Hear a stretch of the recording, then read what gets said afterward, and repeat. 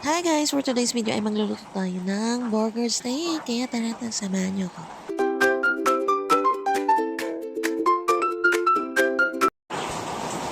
Hi guys! For today's video ay umuulan. Gawa tayo nito guys ng patties. Mushroom. Ayan. Siyempre meron tayo dito non-stick. Add tayo ng oil. Wala tayong guys. Butter. Try natin next with butter. Spread lang natin yung oil. Konti lang. Tapos, ubusin na natin ito. Ayan.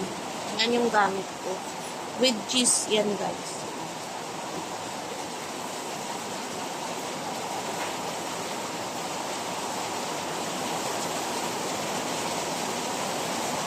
Yan. Tamang-tama sa aking lalagyan. O, diba?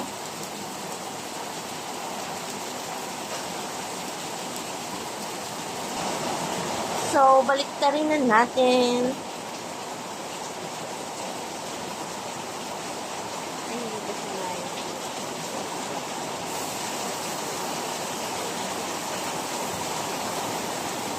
Yung sound effect ko is raining because umulan. Grabing lakas ang ulan.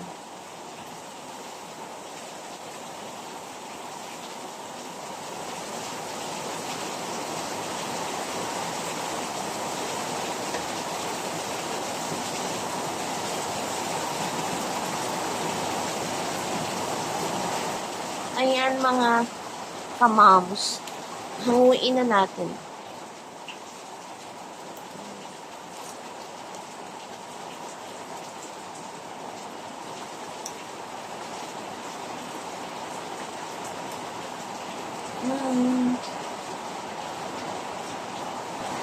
Ayan na ngayon set aside. Tapos maglagay tayo ng garlic tsaka onion. Konti lang yung garlic.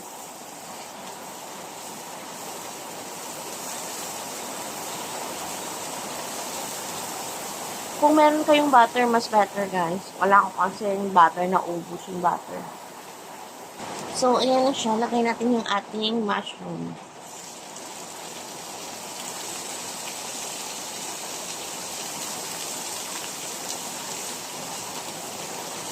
Sautay lang natin ng 1 to 2 minutes.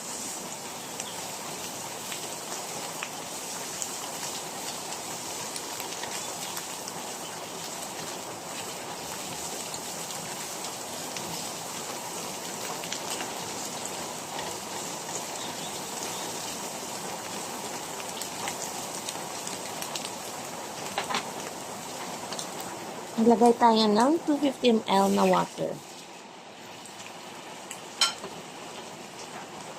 Gamit yung ating mushroom gravy ng McCormick. Hindi yan, hindi sponsored guys. Instruction naman yan, ready to cook nga yan.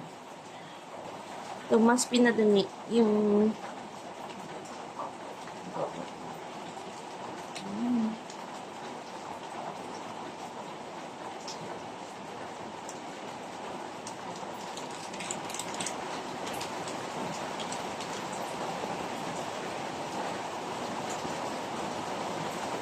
in a low fire.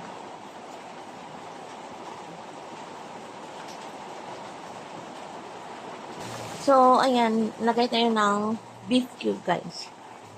Yung half lang. Pag na-dissolve mo na yung para meron siyang lasa, at maglagay tayo ng seasoning. Konti lang.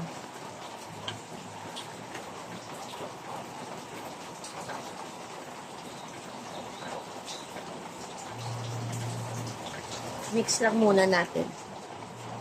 Ayan, ilagay na natin yun.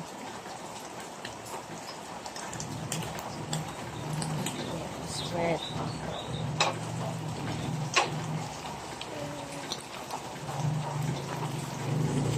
Hinaano natin yung So, ayan na siya guys. It's luto na. Wala lang tayo ng ang sarap tingnan, di ba?